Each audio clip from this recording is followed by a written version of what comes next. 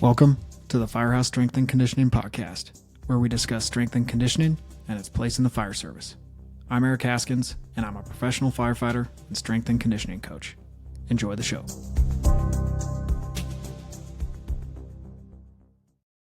All right. Okay, so next question. We're looking at, let's see, where do you see tactical athletes wasting training time? I would say unnecessary volume. As broad stroke as that is, more is not always better, and intensity is not always the answer, if that makes sense. So Totally.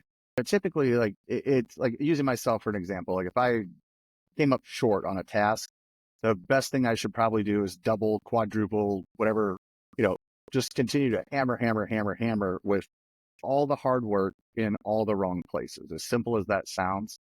But that's, again, why I love the conjugate system. And, we've got our work, so I don't need to sell anybody listening a timeshare or anything like that. But it's like, if you understand the methods of training and the way Lou built this thing, it's like, when I screw up a bench press, I know what's wrong. And I'm just going to go put my best effort in the right places versus doing hard stuff for the sake of doing hard stuff. So to answer the question, I would say more so than like not necessarily wasting time, but wasting effort is doing hard things for no real reason. Because training has to be difficult, whether we're talking about us aging or, whatever, like it's okay not to deadlift 700 anymore. Like, no, it's not. Still deadlift. I understand.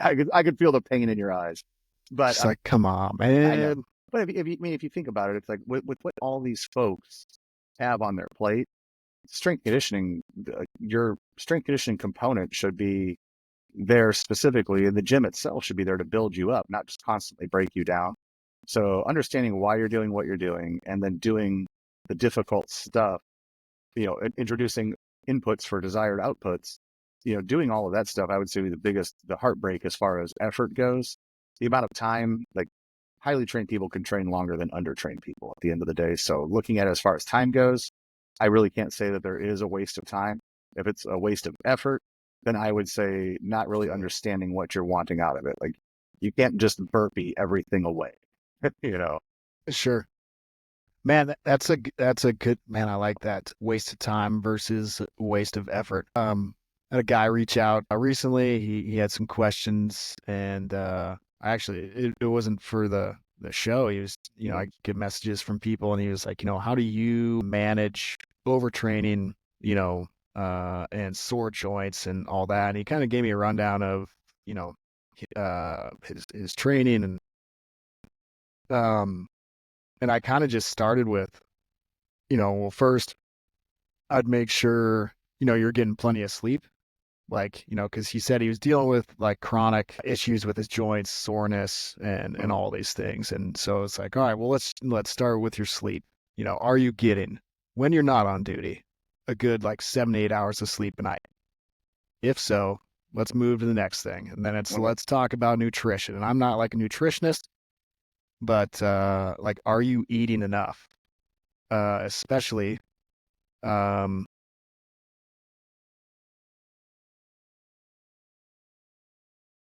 it's all good. Sorry about that. I thought I had the do not disturb turned on, but I couldn't figure out how to hang it up.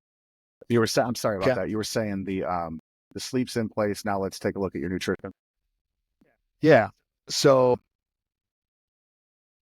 are you eating enough? And especially like, where's your protein intake in? And I'm not going to like, dive into macros and all this, but like, like rule of thumb, it's like, can we shoot for a gram of protein per pound of body weight a day for you? Like where are you at in the vicinity of that? And if they're close, it's like, okay, cool, we'll check that box and move on. But, a lot of people are like, I have no idea. And it's like, well, let's take a look at that and see where you're at. And if you're eating enough, because, like a lot of people want the holy trinity of, well, I want to get stronger, I want to lose fat, and I want to like be ripped. And it's like, yeah, man, like that's the holy trinity, man. So, and so most people are doing high volume and they're doing thin heavy, they're doing high volume, and then they're eating like a bird.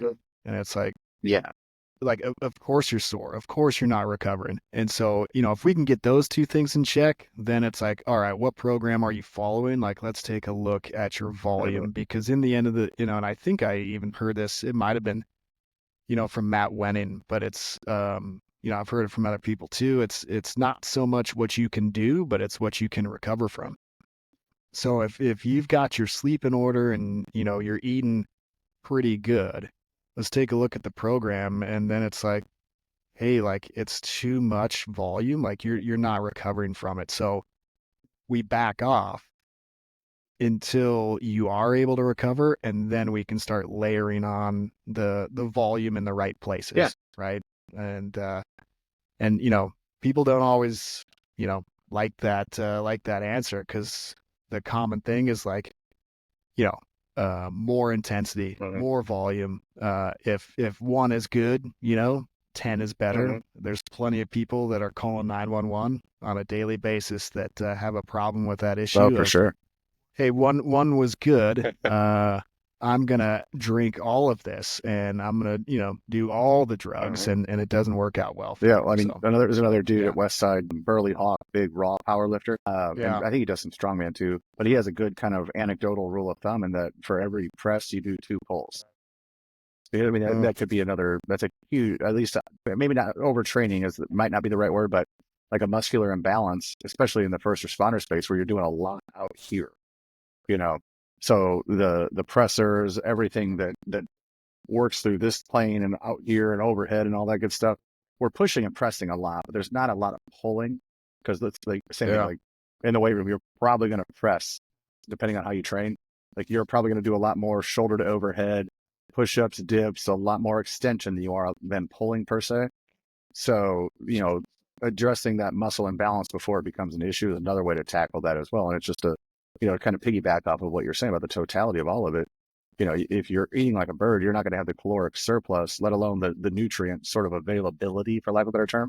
If it's in your belly, it's going to be there if you need it. But if you only got dog crap in there, it's like, well, there's going to be nothing there to put you back together. And then default to majority of the mindset in the space is like, well, shit, if I suck at push-ups, I better do all the push-ups. It's like, well, it's like, well, again, you can get from point A to point B doing a million things, but for most, like, the analogy I always use is, my love of Las Vegas, for anyone who knows me, is no secret. But, if I go to the roulette table, I'm not going to put all my money on 00 green. I'm going to probably put it on black or red and improve my odds. And the same for training strategy or exercise selection is I'm going to start myself or most people at things that have historically worked for a large demographic of folks, not the outlier who can do anything right because, God just decided that you're going to be a world champion at this. You know what I mean? So sure. There's the football player who did, 2,000 push-ups a day or something crazy like that and was in the NFL. It's like, well, dude, you can't just do 2,000 push-ups and end up in the NFL. There's thousands of layers to the intricacies of this man. Like, don't latch on to the one thing, dude. You've also got to have, I don't know shit about the NFL, but you've got to have a lot going on other than your ability to do a bunch of push-ups to make it there, I'm assuming. But we'll hyperfixate on one component. And it's like, no, that's a sentence in the book, man. Like, that's not the whole story. Yeah. So, or is that a product of everything else? Like, is that just merely an expression of everything else that he's done? Yeah. So he can do 2,000 push-ups a day because he put his chips on red and black for a long, long time. That's exactly it. And the expression of it is like, yeah, I can do 2,000 push-ups a day. And like, it's I didn't train to do that. That wasn't the output that I was training. Yeah, for. It's one of the things you do to stay in the NFL. It's not what learning how to play football got you. Yes. Okay. All right. Quote: Gus looks like he's got a bit of gray in the beard. Yeah. Like many of us. What's the role of injury prevention in daily programming? Man, it's the same now at 41 with the gray in the beard as it was at 21, I'm assuming. It was sort of the ignorance of youth that prevented you from doing it because it's like, oh, it's good for me. Yeah, no. It's like we were just joking about this morning. but it was the idea of like being back in the Marines, it was like, dude, we would go out boozing till like 3 a.m, pull over just outside the front gate so you don't get in trouble, sleep for like 90 minutes, change over, run 3 miles. Like it was nothing. Terrible habits. Like that was not a good idea at any age, but you could get away with it back then. So now it's unfathomable to do that at 41, but it probably should have been unfathomable back then as well. So as far as like daily habits or exercises and practices, man, is like looking at sort of my slow demise into just aging out of all of this stuff, but is like the high volume work, the same stuff that works for the world champions. And again, I am jaded in the most positive way possible about Westside Barbell. Everything just makes sense if you read long enough. But all the stuff that Lou put out about, a couple of hundred tricep extensions for your elbows against like just a red miniband person. It's not insanely difficult or entertaining, but all that volume and the blood flow and the strengthening of the tendons prevents the elbows from hurting. Then same to be said for like he would always talk about doing thousands of leg extensions with ankle weights on. And for us, we're like, oh man, once a week at least, we try to put everybody in a pair of ankle weights, sit them on top of after we move all the water bottles off the reverse hyper. Oh, sure. Sit them on top of the hyper and just kick your legs out for 2 songs. Whatever's playing, just stay on there. It doesn't have to be wildly intricate. So a lot of ultra high volume extension and flexion for the classic joints, the knees, elbows, shoulders, things that are going to hurt based off of dudes that are 20 years older talking to you. Those things pay dividends, whether you're currently injured or not. Just start doing those for no other reason that Lou was insanely competent as a strength athlete and the world's greatest strength coach. Like you'll never convince me differently. Not that you're trying to, but no one will, So we just default to most of the stuff that he says and then tweak it for the individual. But for me, this gentleman's asking a question about, for me, the individual, cleaning up the diet and reducing the booze substantially over the years has only improved sleep quality. I still sleep like crap, but I'm better now than I was. So doing the smart, easy stuff, like don't eat like crap, don't drink yourself to death all the time. It only improves sleep quality and just general quality of life if your food intake is, of high quality. Like, in the Midwest, we have White Castle. I don't know if you guys have it out there, but like a human being will die if you eat White Castle sober, and you will thrive and arrive hangover free the next day if you eat like 30 of those little cheeseburgers when you're drunk and hungover. So logic tells me I shouldn't eat these things regardless of what state I'm in, but you do. So it's like, if your caloric intake is of decent quality, 80-20 rule, because you are human, your sleep is better. That's the foundation for trying to have a lifestyle where you're not just falling apart all the time. And then the ultra high volume stuff works very, very well, not simply because Lou says it does, but he figured out that it does work well. And so it's always in play there. And then, we keep referencing, muscle function, but understanding, and I'm not talking at like a PhD level, but go on Amazon and get a book on, kinesiology or anatomy and learn what flexes, what extends, what the role of connective tissue is in the knee per se. And, if your knees are always hurting and your deadlift is terrible, your hamstrings are probably off. So if your dominant muscle group doesn't have a trained antagonist, your body's probably completely out of line and working very, very hard just to stay where it's supposed to be versus bringing up lagging muscle groups, which in turn will make you stronger. There's a degree of that built into training under the Westside methods already.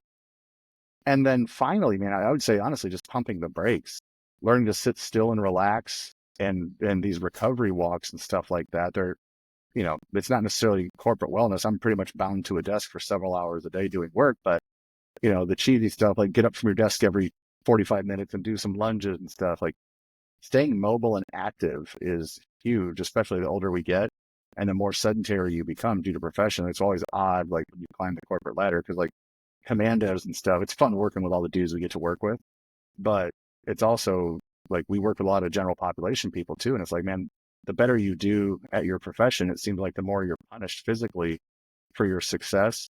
And that like the C-suite has the most comfortable chairs in the office building. It's like, it's pretty hard to pull the C-something-O away from his desk to do something uncomfortable when that $2,000 chair is keeping you right there.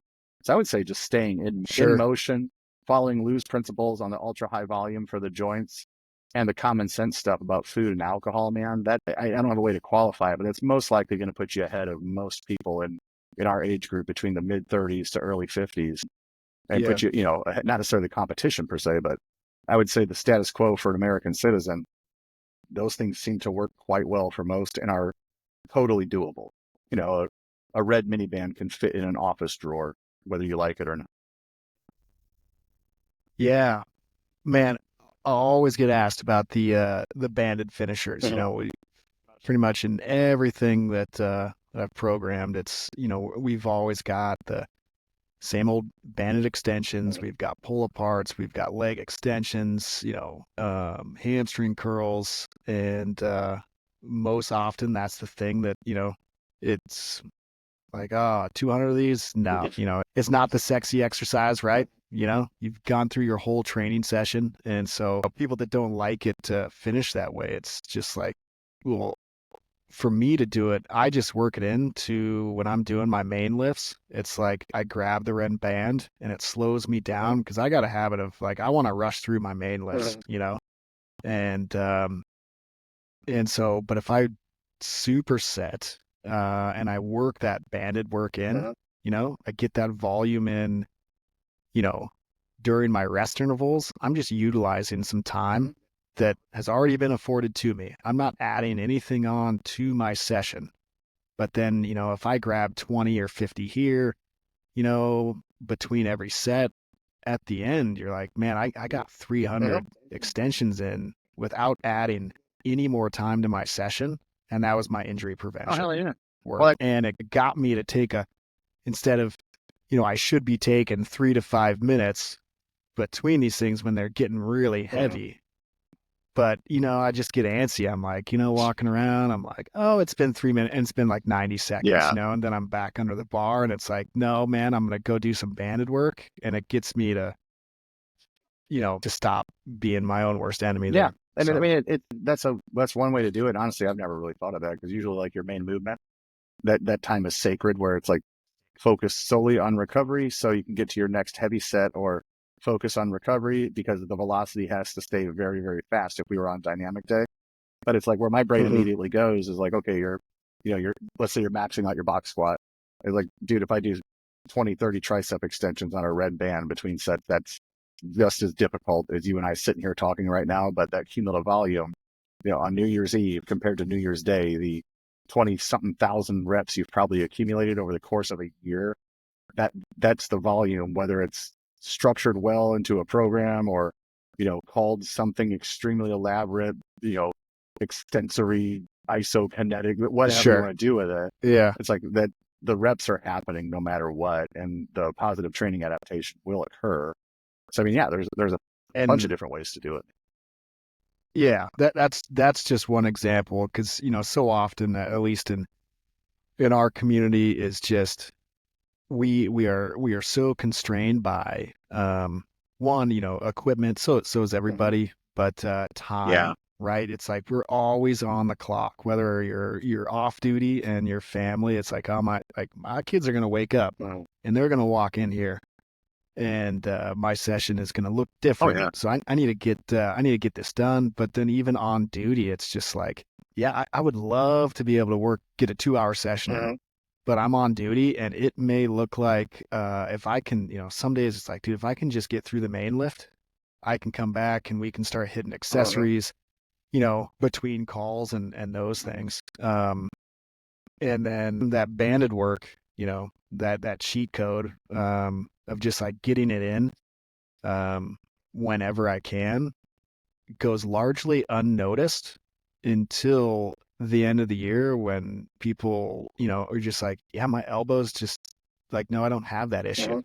Like, and they're like, well, what do you do? And you're like, yeah, I don't know. I just don't have that issue.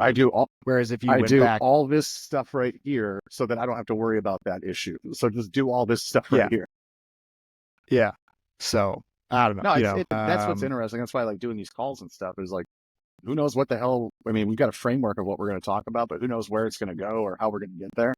But it's like, that's the key, is getting that preventive work in, because I'm not a therapist, man. Like there's some doctors of physical therapy that I've been so fortunate to meet over the years, of like, those are the people that bring you back from injury. And I think a decent strength coach can keep you from having to go see those people without a whole lot of intricate work. If your hamstrings are always hurt or torn or something's wrong, we should probably strengthen them in a practical way. And by practical, I mean achievable, because we can make the most elaborate work. I have Microsoft Excel. Like, I can make a workout look absolutely insane, or I can write some common sense things. I still love the whiteboard. I don't need a TV monitor in my gym. You know, it's like, dude, the basics work really, really well for a reason. And I think of a lot of dudes, you know, some of the cool guys that are doing like the podcasts and stuff now, from like the units you don't talk about kind of thing. You know, they always talk about shooting. And having met some of the best shooters on the planet, even getting to work for some as a strength coach, is like, man, if you just listen to these guys who are insane, and girls in the, you know, they're in the equation too. But if you listen to these folks, guys being an all-encompassing term, you know, if you listen to them talk about the intricacies of shooting and shot placement, there's none of them really, at least in my experience, doing anything too far away from the absolute fundamentals of marksmanship. They've just mastered the basics to the point where any sort of variable that comes across their plate can be accomplished by combining this principle with that principle. And, you know, we can tackle that task or that problem at hand. And I think it's the same with strength coaching, strength training as well. Is like, man, we don't need to develop new exercise necessarily. I'm going to draw from the toolbox that we've already got. Granted, we're always evolving and stuff like that, but draw from the toolbox of experience here. And we could probably prevent you. Like, if you are a striker, we could probably save some elbow inflammation by keeping you on a safety squat bar, so you're not straining your shoulders and elbows getting under a straight bar. Put you on the same banded extensions that a fireman or a power lifter would do, and then tell you to go on a walk and don't get hammered tonight. You're probably gonna be in pretty good shape tomorrow. Yeah, that's funny, man. The last time I had my buddy on here, and I was just saying, I was like, yeah, like my advice, my elevator pitch, you know, to live long and prosper was, you know, go for a walk, lift weights, and don't eat like an asshole. Yeah. And if you can do that, like, you're doing pretty good. Yeah, I made peace with not going to the Olympics decades ago, man. Like, we'll be all right. Sure. Yeah. And to wrap the injury prevention, you know, we talk about inputs, and then it goes back to, you know, it's not always like the inputs. It's like, what, you know, sometimes it's what are we taking out, and it's being reasonable with our training. So like, you know, some of the best injury prevention you could be doing is like, don't train like an asshole. Like, if you're not recovering well, the answer isn't more volume. Like, it's taking out and the role that plays in injury prevention of like, man, I'm not sleeping well. I've got events going on in my life that, you know, aren't allowing me to train like I normally do. Well, then maybe during this chapter, it's like my training looks different so that I don't get injured. Yeah. You know, I can't get my perfect, you know, 4-day-a-week split. Man, like this week, with everything I got going on, like if I can just get an upper body main lift in, and then a few days later, if I can get a lower, it's like that's being reasonable. Yeah. And that's injury prevention. Very much so. It's, you know, one of the things that we say under the conjugate tactical banner is that we strive and pursue optimal training in suboptimal environments. You know, I think for most of us, because I mean, black and OD green, these just make the coolest t-shirts. But, you know, in these environments, you know, if you're wearing like, you know, there's more to the tactical strength conditioning than just, you know, OD green and austere location.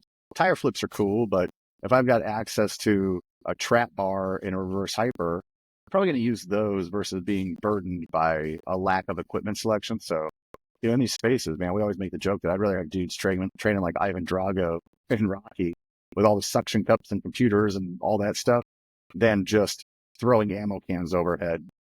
Like, there's more to it than that.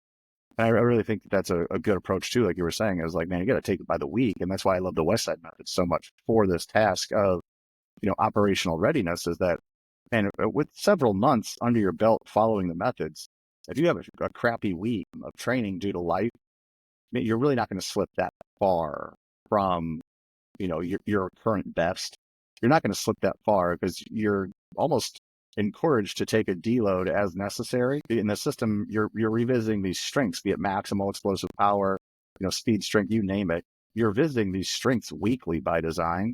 So unloading or deloading one for 72 hours really isn't the end of the world. And it gives you the autonomy of like, man, I got doubles coming up, or who knows what it would be. I just draw from law enforcement. Like, I don't care if you're the Jason Bourne of police officers. If there's a $80 an hour security gig out there, he or she's probably going to take the security work versus heading to the gym because, like I said, a big bench press doesn't necessarily pay the mortgage for most of us. But, that career the very career we're training for that pays the bills is going to have to take priority over some of this stuff, whether we like it or not. Like, we can't just slap a tough guy's skull on something and make all our problems go away.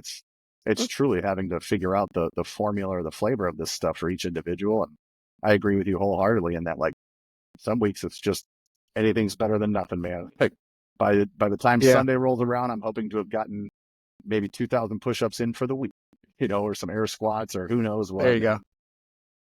Yeah. And I'd say the last 2 years, 3 years probably, I've become very, very familiar with Hiltons around the country. And it's like, man, same thing. Like, I'm a pretty big Jocko nerd. I don't care. It's awesome. I just love the podcast and the books. But it's like, dude, the lacrosse ball and the band, that's always in the bag when I travel now, because sometimes you are down to just that. And it's like, all right, there's something, because again, we're not pro athletes, but there's something you can do positive to move the total package forward, the total package being the working professional. There's always something that you can move forward. And if you don't have, the world's greatest garage gym like behind you, and all you have is a hotel room, man, like, you've got gravity and a red band, like, you can get something done.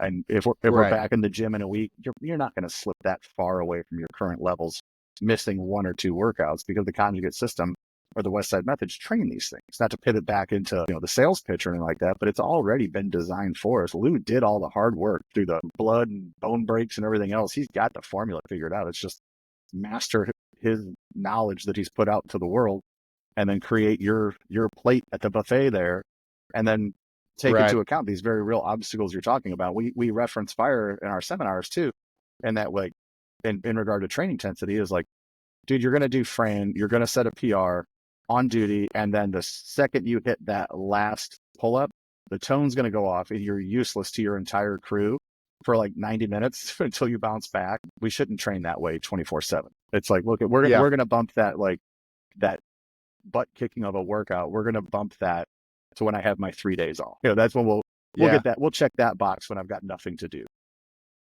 Yeah. And Frank has always said, that's a smart dude.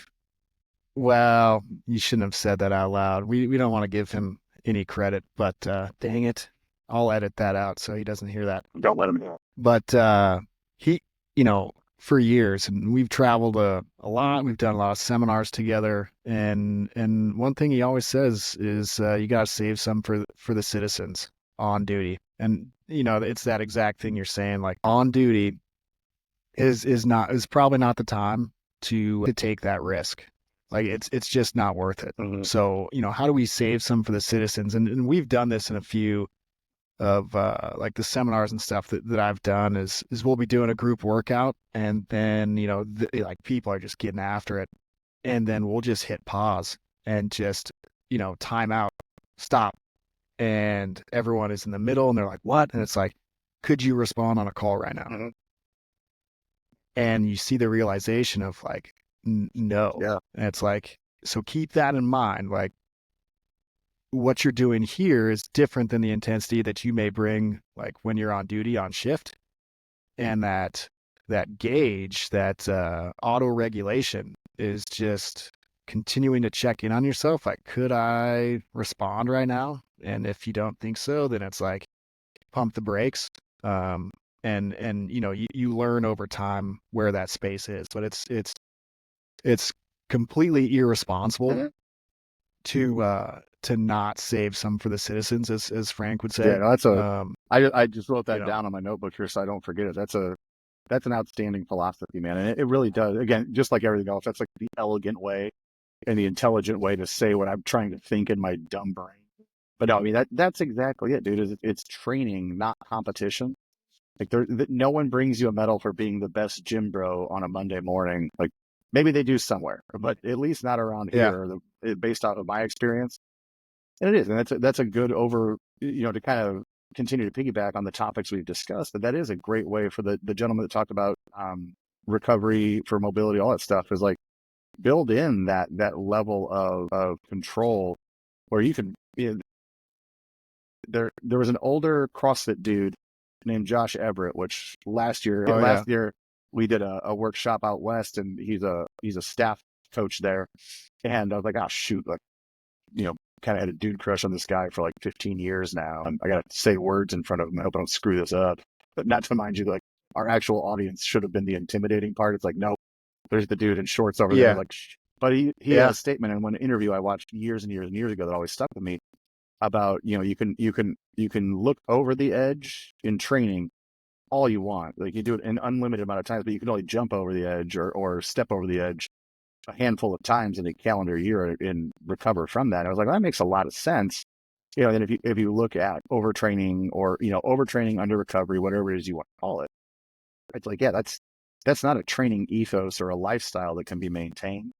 That's just novelty, and it is. Sometimes like when the guys like when we do get back together here and it's like, dude, we're all going to forget that we're in our 40s now and just have a bruiser of a day. That's super fun, but that's once in a blue moon, not in every single workout, every single week mindset. And it tends to lend itself to a little bit of self-preservation. Saving some for the citizens is, we'll send Frank a royalty every time, but that's a huge statement, man. It's a wonderful way to say it. Well, yeah, I mean, even a broken clock is right twice a day, right? So we'll give that one to Frank, and we'll move on and move on and never say anything nice about him again. Okay, that's good. That's good. All right, on the old A to F scale, how would you grade the fire service in terms of physical preparedness? Man, that's a toughie. Like, I don't think that I'm qualified to grade that. But driving past several firehouses in those last several years, there's a lot of large in the wrong way people working in fire service that I've never seen them do their job. And again, I've been beat up by people that don't lift weights. I've been beat up by physically attractive people, not physically attractive people, obese people, malnourished people. I've had my butt kicked by a lot of folks. So aesthetics don't mean anything. I understand that. But if I were a betting man, some of the folks that I've seen sitting in front of the firehouse should probably do a little bit of aerobic work for their not their squad, excuse me, but for their crew. And if for no other reason, it's going to be easier for them to be drug out of a building if you guys have to pull one of your own out. So on that, I love talking and running my mouth to firemen for sport, but I still have a great deal of respect for what you all do. So I don't think that I'm comfortable, like, without being too insecure about it or much of a wuss. I'm not real comfortable answering that because I don't know what I don't know, but I believe broad stroke, like a majority of America, we should probably harden up a little bit and not be as puffy, myself included. So I'm not above that statement, but I think it could be better. But I couldn't give an A through F answer if my life depended on it, because it's just morally, it's not my place to make that judgment because I just don't know what I don't know in that space. If you have to drag me and I'm larger, I want to make sure that if I'm a larger person on the team, that at least my size is lending itself benefit somewhere. And if I'm larger and you have to drag me and I'm not using any of that size for value, I should probably get smaller. And then anybody listening can read between those lines however they want. No, I mean that's a good point. And years ago I came up with some strength benchmarks and or some standards. And I like to post them once in a while, and people always have comments on it, and it's like, okay, well, it's cool. Like these are my standards. Like And so, they aren't designed to make you feel good or to hurt your feelings. Like they just are. Yeah. But when I'm looking for absolute strength in these things is, I have it in compared to one's body weight instead of absolute numbers. And so you get asked about that and you put it in a pretty good, elegant way, like, depending on where you land on that scale of size and those things, is it serving you? Like, are you getting something from that, or is it, taken away from your capabilities? So, is your absolute strength at the expense of, however heavy or big you are, is that making, do you have the strength to go with that and the capabilities to go with that? And if you don't, then, trying to find, just a better size that will serve you and the others. Well, that's what I mean, right? to draw from my own experience again, to kind of piggyback on that in a positive way, is again drawing from my old SWAT team. It was a good SWAT team in a sense that, like, I've met some dudes from Dam Neck. I've never worked there, but we were a good SWAT team while I was there, and we were a good SWAT team because we knew we were a SWAT team, not going on the Bin Laden raid or doing anything crazy. And the guys that were in charge at the time, one played football at Notre Dame, and one was just the best cop ever when I came on board. The dude just was awesome. And, I speak his name with nothing but praise, our buddy Scott Hartz. And they broke everything down to a very digestible level, is what we're trying to accomplish as a SWAT team. And the first, basically you went on two lists. Like, you were a perimeter dude or an entry dude. And it really didn't do a lot of good for us to have big country football playing, guys who played ball, things like that. It didn't do us a lot of good to place those fellas on the perimeter, where we're going to have guys running, cans, bags, fire extinguishers, you name it, sprinting back and forth over and over and over again in the July heat out here. It didn't really do us a lot of good to put them big bruisers in an area where we need you fast and small. And at the same time, I know big ain't strong is, newer guys or small dudes, cross-country runners, wrestlers, things of that nature, guys who had the gas tank. It may not have been the biggest benefit on most entries for us to put the ram in their hands or the Halligan or anything like that and take doors down and ultimately just be a big wall of meat. Because most of these things, they were not active shooters and things like that all the time. There was a lot of dudes that just didn't want to leave their house. And unfortunately, we're going to have to go pull them out. And it's like, all right, so sometimes we just need some mass and ass to go get that job done. So it was putting dudes on the right role for what they're doing. But then it's like, man, if you're just big, like we really did not want, we would take a moderately talented grappler who could hold somebody down regardless of the officer's size or the person's size. We would take a dozen of those dudes any day over a bodybuilder with the greatest physique on the planet. And I know that's a bit cliche or trivial, but it's like, man, if you're not taking this part of it serious, of like physical readiness or competency, we don't have a job for you. Because the handful of shootings and stuff like that ever happened while I was a cop, it was like, well, this is like, okay, we're in the big leagues now. I need my boy here with the shield and 3 bags behind him. I need him on the other side of the house real fast to make sure he can get there. And our big guys that were taking the door down, it's like, okay, make sure those guys have all that they need to get that job done too. So it is. There's a benefit to all of it. But if you're big for the sake of being big, whether you're winning the Olympia or, maybe you're taking another approach to your size game. So if you're big without any functionality behind it, I really don't see a purpose for it in this quote unquote tactical strength space. And it's kind of to draw from what you were saying earlier about standards based off of body weight, and that regardless if you're 250 or 150, relative strength is the name of the game. And then, then you caveat with absolute or maximal strength and all the other things that we talked about. But it's like, okay, well, whatever meat you're taking with you, it should serve a purpose, just like every piece of kit on your chest rig should serve a purpose as well. We just don't want you big for the sake of being big, man. Like, I don't care if it's muscle or fat. Like, make sure you're efficient at the very least. Love it. It's just, it was a one, like, it's good. I try to, anytime, I don't have a platform, dude. Like, I'm not like a Instagram dude. We have an account, but it's not our jam. But in the rare chance we can speak the praises of good police officers, man, I'll do it every time, because those guys, the guys that get it, and gals, but the guys and gals that get law enforcement are an absolute treasure chest of knowledge. And I just don't think that the public or a majority of people appreciate the thought process that goes into good law enforcement officers. And then again, we just have to be kind of a butthead about fire service because you guys get awesome Oakleys and wear shorts at work all day. Not sure. Man, I do not wear shorts.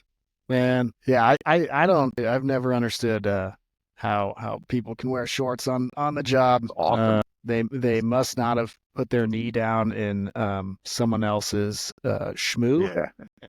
Well, I do it now. Like the first time you do that, man, and even wearing pants, and you're like, oh, it's soaking through. You're like, and then you see someone wearing shorts. You're like, yeah, you make that mistake once. Like that's gonna correct itself sooner than later. But yeah, I wear shorts at work now in my office in the gym. Yeah. No. Okay. Is a 3-day full body split good, or would a 4-day split upper and lower be better?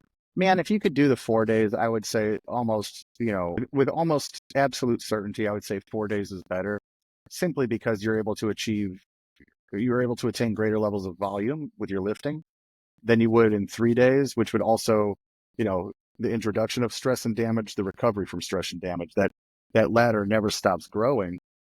So I would default, if you have 4, take them. If you're wanting to get whatever your definition of strength looks like, if you have 4 days to train it, I would go with 4 over 3 every single time, provided that training is organized properly.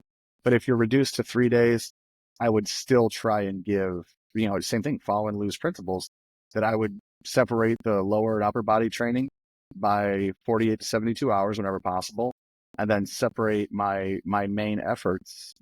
For us, we call them pillar workouts, the 2 max effort, the 2 dynamic effort. Separate those by 24 to 48 whenever possible, and just follow that guidance, because it's generated hundreds of champions of sport. So for a goofball like me, I'm going to just do what, like my entire working life, I'm just going to do what smarter people than me do, and then try to put my twist on it and not screw it up. That's how I would definitely, if you have the option for 4, take 4, man. Yeah, that's a good point. Originally, when started writing, I used to the program used to be a 4-day a week. As far as the pillar workouts were going for us, and the community that I was working with, I kept seeing there was a common missed workout every week. And so it was the community that kind of adapted or evolved our training of going, well, if we're going to miss a pillar workout every week, then this community that I'm working with, actually like a 3-day. Oh, hell yeah. Like, did you do the routine? The 2 max efforts or the 2 heavy efforts and then hybrid dynamic day? It's a rotation. Okay. So, 1 week it might look like two of the max efforts and 1 dynamic. And then, so essentially it's taking that 3-week wave and it turns into a 4-week to get through all of the workouts. Yeah. And that seemed to work really well, and worked well in the fact that people's consistency and adherence went up, which resulted in better performance, and things got better. So it's like, well, input, output, the community that I'm working with is better served through this, because now their adherence is going up, and we aren't missing workouts, versus, like if I can get the 4 workouts in a week, like you're saying, I think there's an individual aspect to that. And what I've found with, especially like what the cycles that we're on right now, is doing a 3-day a week split and working in our other stuff on those off days works well for our group. Well, if it works, man, it works. Like that's the thing, a training plan has to be, you have to execute on it, not just write it down. And if 3 days is generating 3 quality days of training, and I'll backpedal on my statement, but if 3-day splits are generating 3 quality days of training and 4-day splits are generating 4 mediocre days of training, then ditch everything that I just said and go with the 3 based on the community or the tribe of people that you're working with, for sure. Yeah. And that wasn't to get you to backpedal. I'm already but it's booking a like, ticket to Idaho right now. well, you should. But yeah, it was just an interesting evolution of what we were doing was, it started off with like that traditional 4-day split for us. And it was almost like the community just showed me that it's like, so we started adapting to the group that was choosing to train with us. Mhm. And that group did better with a 3-day a week focus. So it's like, okay, well, these are the people signing up for it. These are the people that want to do it. So I'm going to make the best program for them. Hell yeah. And the people that want to train 7 days a week, go heavy every single day. It's like, there's plenty of people selling that program. Oh, for sure. We just don't go to the same parties. Correct. So We've always said that, the 7-day, like we've always had the dudes that come in here, especially when we had a lot of fighters here. And like I said, that's one thing I'm proud of. I've learned along the way is that I know a lot of fighters. I know for a fact I'm not one based off of my attempts of like, oh, dude, I actually landed a little bit of a punch. Like, I default to like, man, are you okay? As they are just rocking me in the side of the head a half a dozen times. Like, I should play this game. This was not for me. But when we had a big population of fighters here, we would almost turn into a magnet, not in a good way, of drawing in more people that wanted to train like that. Where it's like, bro, like you're seeing a snapshot of a years-long training plan with these bruiser workouts, getting a guy ready for a fight 3-4 weeks out. But it's like, man, if your goal is to just be sore and tired, man, like we would always volunteer our buddy Dustin. So his last name was Pape, but still is. I'm sorry, but we're like, man, if you want to get sore and tired, just fight Pape. He'll beat you up without a problem, man. Then, send you out of here and you'll get in your car sore and tired, or sprint across the parking lot and hit the brick wall over and over and over again. If that's all you're trying to achieve is become sore and tired with every workout. Like, again, that's a nice way to say it. Is like, we just go to different parties, man. It doesn't mean you're wrong or we're right. Like, we're just not going to do that, because if I were a betting man, beating the hell out of yourself 7 days a week, I really don't want my name attached to that, man. For whatever little good, hopefully, we've carved out, I don't want to be a part of that training style. Right. Like, Yeah. I'll take a guy who's like, man, my knee doesn't hurt as bad, versus the person crawling in the gym, being proud of how much blood, sweat, and tears they put out for a week. It's like, dude, I know, like, our kids play together. Like, you're not going into the gladiator arena to fight Maximus Meridius. You're going to be all right. Yeah. Yeah. Because, I'm still trying to be awesome at 55. Yeah. Like, and I've made plenty of poor decisions my previous life. And it's like, there was a time when I can do those things for sure. Mhm. I could stay out all night.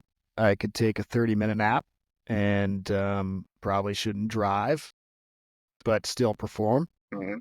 And, those days are long gone, and I'll hopefully learn from poor decision making. Oh, for sure, man. Now I'm just trying to be awesome and not let the old man in, Oh, 100%, man. We had our seminar out here 2 weeks ago now. And one of the guys that came was he didn't make the games this year, but he's a regular CrossFit Games competitor. And he's in his early mid-20s and regimented, man. Good food all the time, whether you're just bringing buckets of sweet potatoes and chicken and all that stuff with you. But like, we're all just hanging out and catching up because a lot of us haven't seen each other in 6 months, a year, whatever it is. And the youngest one out of all of us who doesn't touch alcohol, and I don't really drink much anymore anyway, but the youngest one out of us who doesn't touch alcohol is promptly asleep by 9 p.m. no matter what time zone he's in.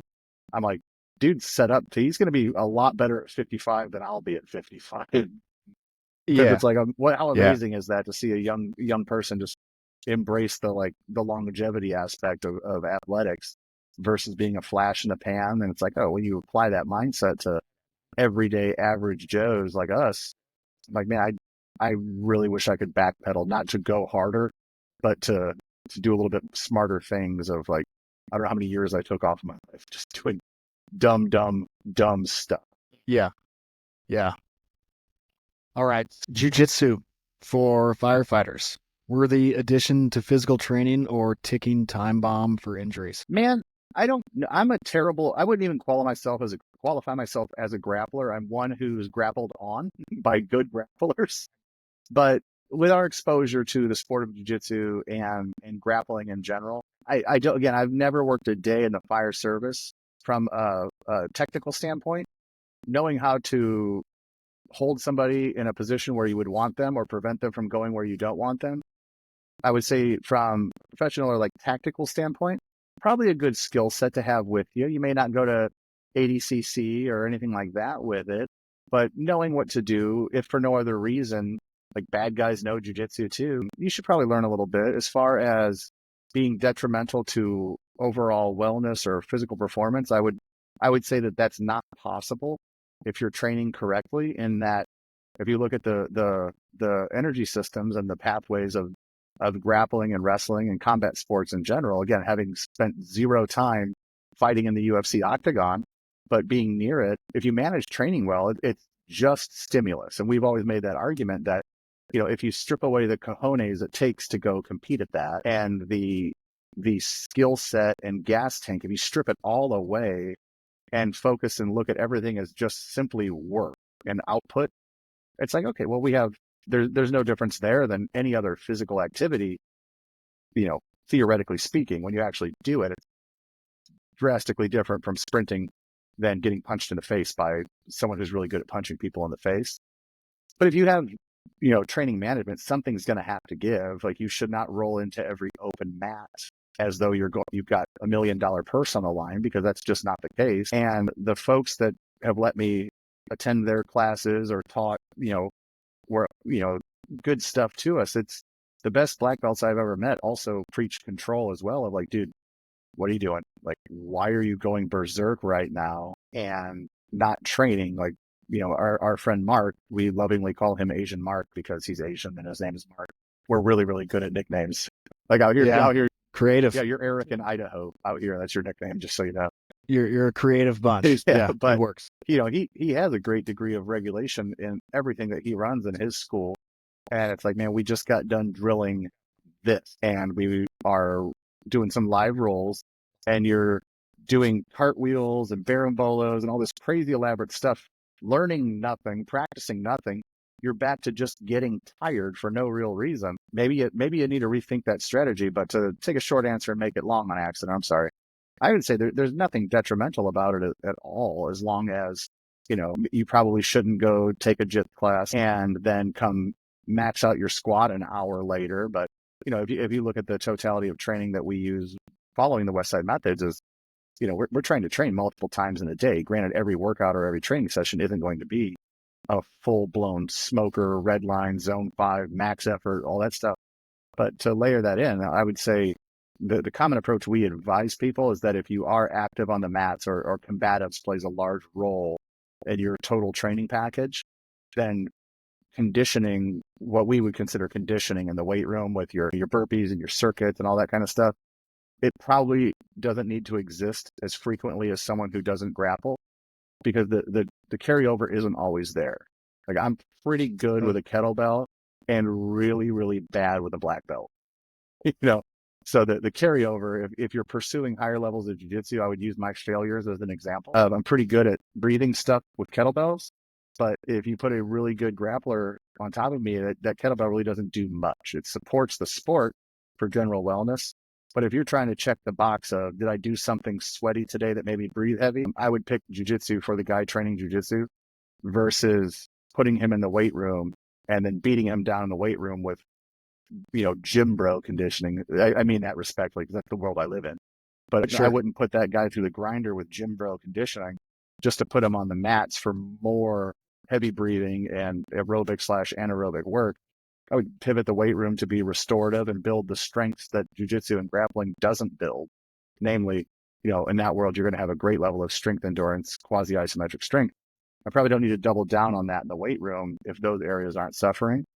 And if they are suffering, I would grapple more, because the weight room it does not always translate over. But building that base of maximal strength and speed with, traditional athletic training in the weight room, and then couple that with restorative practices or any of the recovery/prehab work we talked about earlier, that's how that athlete's training would look here, versus trying to do all of the whiteboard stuff, all of the jiu-jitsu stuff, and just you're burning the candle from both ends in the oven while the house is on fire during summer. It's like, bro, you're just going to fizzle out. So that's where, having worked in that space for so long, is we'll back burner everything in the weight room other than what's going to keep you healthy and well, so you can go do your preferred activity or sport of choice.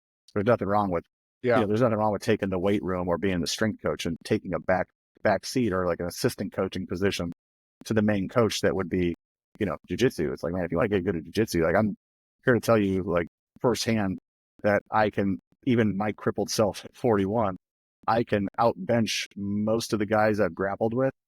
And it has done absolutely nothing for me if they want to sit on my chest and remind me how bad of a grappler I am. So all things in context, man, like those two worlds can blend together perfectly. It's just managing training and everything that you said earlier about, dude, father time's going to come, be good at 55, man. Like winning around. That's the one thing that I will always laugh of. One of the times that I've been on the mats with like some of our really, really good dudes is like I've accidentally done something. I mean, don't get me wrong, they made me pay for it big time. But the rare occasion I would actually get something right or do something good, they'd be like, oh, nice job. And I'd feel really good about myself for about 2 seconds. Then I'd be like, practice, bro, who cares? Yeah. If I was really going, if this was live, you would have done that. So it's not that big of a deal, man. We're here to practice things, man. So it's a wonderful activity for so many reasons. But it should not be viewed detrimental, at least in my opinion. It should not be viewed detrimental to profession or quote unquote athletic/strength training. It's just rebalancing. And the biggest sort of cheat code we found there is ditch the gym bro conditioning, because the mats are going to take care of these men and women just fine. Yeah. Yeah, that's a good point. Once again, we're talking about inputs and outputs. And if that's the thing, the managing of training, and realizing that if we're putting that in, we might have to take away from this area. Correct. Especially if we're experiencing a detriment to our health, our on-the-job performance and those things. And then also, I think, as we have a lot of people in fire, doing, whether it's jits or like, really any other activity, I think back to, CrossFit's a good example where, there could be, I think the last time I checked, it's like there's 30 CrossFit gyms in the area and they're all doing CrossFit. But some gyms with their community, like they do a hero workout every day. Mm-hmm. And then the next one next door is like CrossFit Light, and they are doing CrossFit, but for a different community, and it looks different there. And so when I think about like jits for firefighters, is just thinking about what community are you going into, and if it's the community that like, hey, the culture at this gym is to like crush people and hurt people, and like, then maybe that's not the best place to train if I'm worried about it being a detriment to my job and how I put food on the table. Maybe finding a gym that has a culture of a focus on learning. And it's like, we're gonna learn, but like, even, you just go in and you look around and you go like, how many people get injured? Like, nobody really gets injured here because everyone is respectful, and, we don't have like the egos here. It's like, man, what totally safe environment to train in, versus the other side. If there's a culture of like egos and those things, I've heard plenty of horror stories of like, friend going in, he's a big dude. He looks like he's, knows what he's doing. And then the other, some other bad dude in that jiu-jitsu place, like goes after him and tries to hurt him just strictly out of, wanting to do that. And it's like, that's not the place that at least I would want to be if I'm worried about my long-term health, as well as I can't afford to get injured here because my profession and how I put food on the table, like, just won't allow that. Yeah. And that's one of those things where, man, I acknowledge I'm so fortunate that I live in a bubble, and my experience with grappling and learning and things of that nature has been it's a privilege, man, almost that I'm spoiled, and that we've made so many friends that happen to be tremendous fighters, really great grapplers, that will share their knowledge almost like just a quick little private. It may not be a formal session. But it's like, oh, dude, we're going to get a couple rounds in. Yeah, I'll join you guys. Or, we had our mats in the gym for a long time and things of that nature. So it's like, I've always been able to grab a little bit from like world-class competitors. And I really, I'm thankful for our experience, but it really is from having met high-level dudes who are like, yeah, it's just a thing I do, man. Like, it's fine. Like, if you're not a black belt, it's cool. Like, you can still come in and join the class, but those dudes that control the culture, I'm so grateful that I've never had to go to a bad place or be around any of the negative examples there. And then it's like, man, if you've got to some of these dudes who have their black belt and you can't even count the number of stripes on it, it's like, I just know you're awesome. And they're usually like, that's why I'm so lucky that everyone who's taken me under their wing for any amount of time has always been so cool about it, of like, bro, you're not a jiu-jitsu guy. You're a gym dude who wants to grapple. And I'm a grappler who needs some gym stuff. So the relationship, whether you make those interchangeable, you might be a firefighter that grapples, or a grappler who happens to be a firefighter. It's wherever you place your biggest level of importance is where your best efforts should go. And then find the environment that works. And said, having been so fortunate to just default, like our first pro athlete was a dude who fought in the WEC, which was the precursor to UFC absorbing the smaller weight classes of 155 and below. And it's like, oh, shoot. So like my whole exposure to the boom or the rise of MMA and combat sports is like, oh, we've just been brushing shoulders with some of the best in the world. And some of the best in the world are usually the first to try and help anybody, let alone a mongoloid like me. So it's like, man, I don't know what I don't know in that space. And I'm so grateful that I've never had to go through the grinder of a bunch of jerks just beating dudes down for the sake of doing it. But it's like, I just, maybe I'll buy Mark and Phil and Jim and Dee and some of these dudes who have taken care of us over all these years. Maybe I'll owe them an extra beer for protecting me from all those guys that try and do that stuff, because the classes I've gone to, whether it's formal classes or just impromptu one-on-ones and things like that, is, man, like maybe they've just sheltered me from those dudes and I've never been exposed to it, or they run such great schools that those people don't go there. And it's like, yeah, I'll stick with my experience. I'm grateful for it. Yeah, I mean, there's no reason you can't plug any level of breathing, whether it's high level jiu-jitsu, fighting, distance running. Again, if you strip away the technique and the talent and look at it strictly as work and just physical output, if things are going off the rails, man, we just ditch something that's similar. So if you're going to jiu-jitsu 3 days a week for an hour, we probably don't need, and your gas, let me backpedal. If you're going to jiu-jitsu 3 days a week and your gas tank is good on the mats, we probably don't need to put all that effort into your gas tank in the gym, when we could work on, hip abduction and make sure your hamstrings are up to snuff alongside your quads so you don't get injured doing the very sport or activity that you love. Everything can balance out, man. And if you happen to be a firefighter, cool. Like, neither your strength coach nor your jiu-jitsu instructor should screw you over for your job. And I don't think that either one of them, either whoever's sitting in that driver's seat of strength and or combative, I don't think that most people stay in that space very long if they have a track record of just churning out injuries and unhappy customers. So I think if both sides of the coin, the fight side and the strength side or strength conditioning side, have the athlete's best interest in mind, everything can balance out. It's just being willing to part with unnecessary effort, which is kind of pivots back to what we discussed earlier. Yeah. Full circle. Mm-hmm. All right. Final, we'll wrap it with this question. What have you learned the most from working with tactical populations?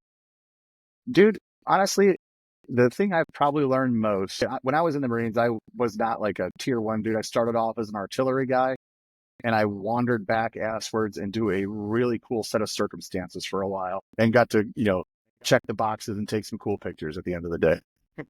But, backpedaling, I would say the cooler the units, and again, we are so fortunate we get to work with so many great people across a spectrum of skills and talents and whatnot. And the cool guy units make for cool coins on the shelf, don't get me wrong.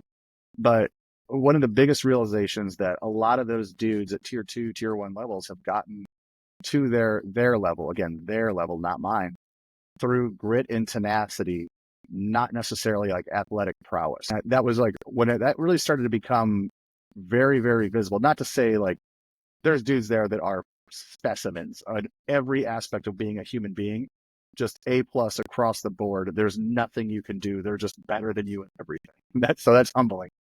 But to realize a lot of these dudes are just absolute bruisers of, it's the same thing to kind of pivot back to fighting for just a moment.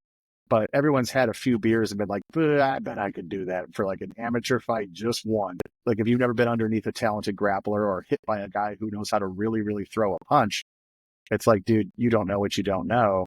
And a lot of that can carry over to this space where it's like, these guys have gotten to where they are because they are just absolutely ferocious, man. There is absolutely no stopping them. And, to see some of these dudes, I will always, in person, I will say nothing but the nastiest things possible to my friend Eddie.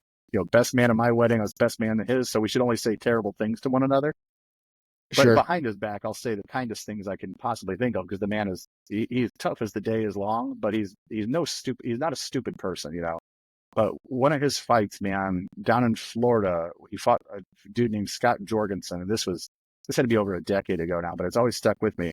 And he got rocked in maybe the second round or something. I can't remember what round it was, but he got rocked to the point where his forehead split wide the heck open to where there's a little touch of white there. And, he ended up winning the fight.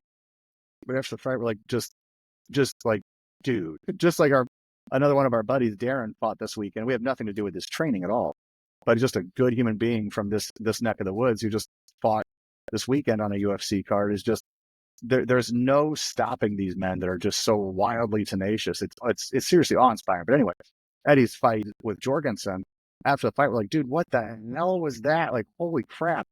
And he's like, oh man, he's like, dude, I was seeing triple. He's like, I heard my forehead split open of just how skin sounds when it tears. He's like, I felt bone. So dude could feel his skull. And the first thought in his head is like, if I stop fighting, they're gonna call the doctor. They're gonna call timeout and call the doctor. That's his default. My skull is showing. If they call the doctor, they're gonna call this fight, and I'm gonna lose. So he just went full berserker mode. He's like, dude, I was seeing triple. I just threw the hardest punch I could at the opponent that looked at the clearest and hoped for the best. Yeah. And then he just pounded him out and got the TKO, or maybe they might have qualified as a knockout. I don't remember. I'm sorry. But that was the moment I realized I should not try and be a fighter. Of like, dude, if I could feel my skull, I'm probably going to call it for the day and just, I'm going to ring the bell and go home. But then it's like, oh, there's thousands of people that exist like this. And it's like, okay, man, your default is like something bad happened. I'm going to end the very thing that made this bad thing happen versus run away from it. And I would say that mindset is so present at the higher levels of DOD that's how a lot of these dudes got to that point of like, there's just absolutely nothing you can do to stop me unless you break my hips and I can't run. You place a well-aimed shot and I'm not alive anymore. That's another story. But it's like realizing that is the default mindset for a lot of folks, and that default mindset is probably misunderstood or almost fabricated. And I don't mean that in like a jerk way, but it's like, I know how untough I am. And to try and conduct myself on the easy things like these real hard-hitting dudes it's a mindset a lot of people might have adopted inadvertently, is that like you're doing all of the hard stuff because other people do the hard stuff. Like, well, there's no real requirement for me to do insane things. Like, I don't need to train like a UFC fighter, dude. Like I might get in a fight with a little league dad who's had a few too many at my son's baseball game. Like, I'm probably gonna be all right, So it's like learning how to control or identify this default, like hyper intense mindset, and then really try to conduct yourself or build a training ethos that these men and women trust, that just death and destruction and just burn it all down every single day is not necessarily the way to go about being good at 55. That's what I really learned most, is like, you think it's going to be a game of convincing these people to do hard stuff, when in actuality, it's like convincing them to take a break from the hard stuff. That's probably the thing I've learned most, dating back 13, 14, 15 years now. I'm like, oh, these people will freaking run through walls if you give them the green light. It's asking them not to.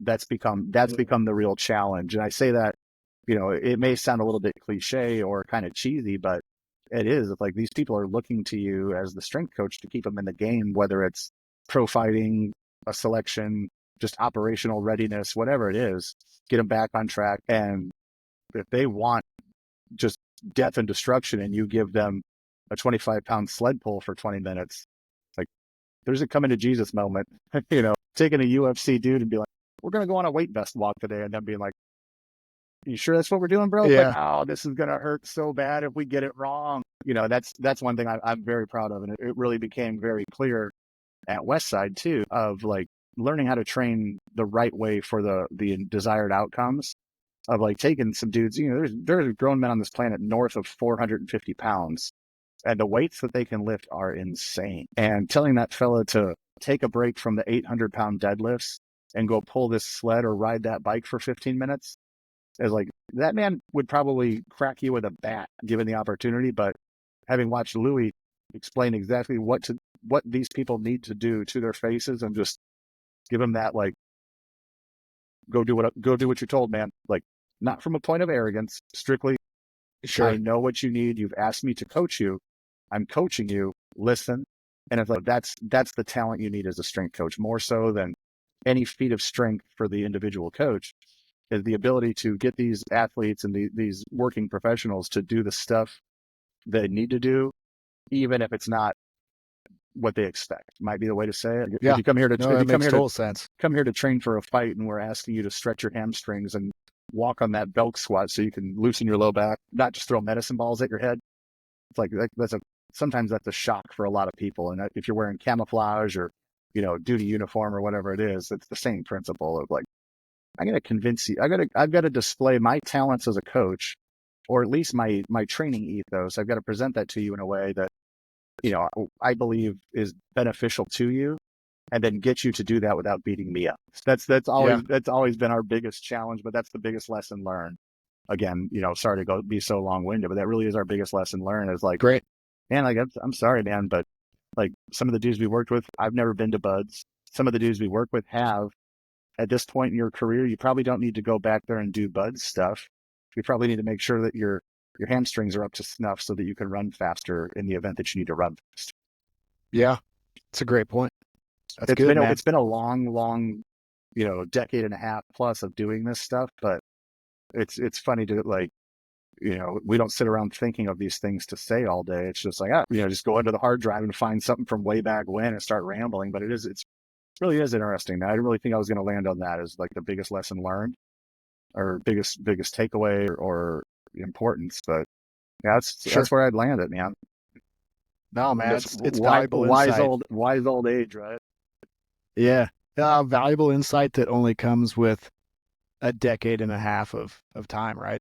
There's a lot of good people out there, man. We've just been said it makes no sense. These black belt dudes going to jiu-jitsu, they take time out. They're going to get better going against their peers. My stupid ass, like, I'm just going to sit on the bench and get better going around some of these animals. Like, there's no way for me to. They're really good and really bad.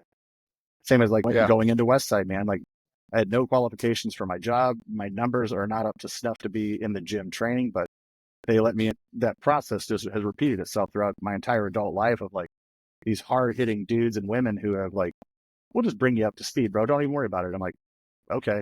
And now it's like, man, we can't pivot into being a dick just because some people have been nice to you over the years. So it's like, if we can share some of that experience or hand it over to the next generation up and coming, because I'm 41 and I'd like to be off social media with one phone number I don't answer and one email that I rarely check. I'd like to expedite that process versus, meaning retire and enjoy life versus just working myself to death for the rest of my days.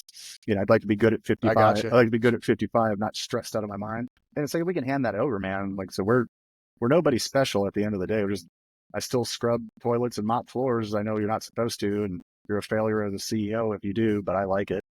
And it's like, man, if we could share some of this stuff with these dudes and gals coming into the field, especially now that tactical strength and conditioning is a thing.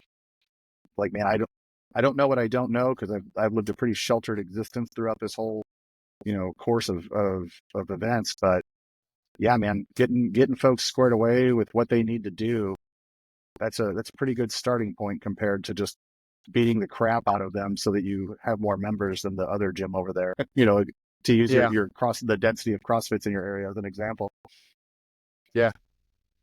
Well, Gus, man, what started off is hey, we were gonna shoot for an hour and we're just gonna jam for a bit. Man, a lot to digest here, man. Dude, it was good catching up, man. I always enjoy our conversations, and we'll get back to the inappropriate texts here once we're done. Yeah, right. But yeah, man, I appreciate your time. We'll have to do it again, man. Dude, I'm all about I feel like we could keep going. Oh, for sure, man. Thank you. That's the nicest way I've ever been told to shut the heck up and get out of my. No, man, it's all good. No, I appreciate your time, and we'll do it again, man. Yeah, for sure, man. I'll be here. All right, buddy. I'll talk to you soon. Nice talking to you again. Bye.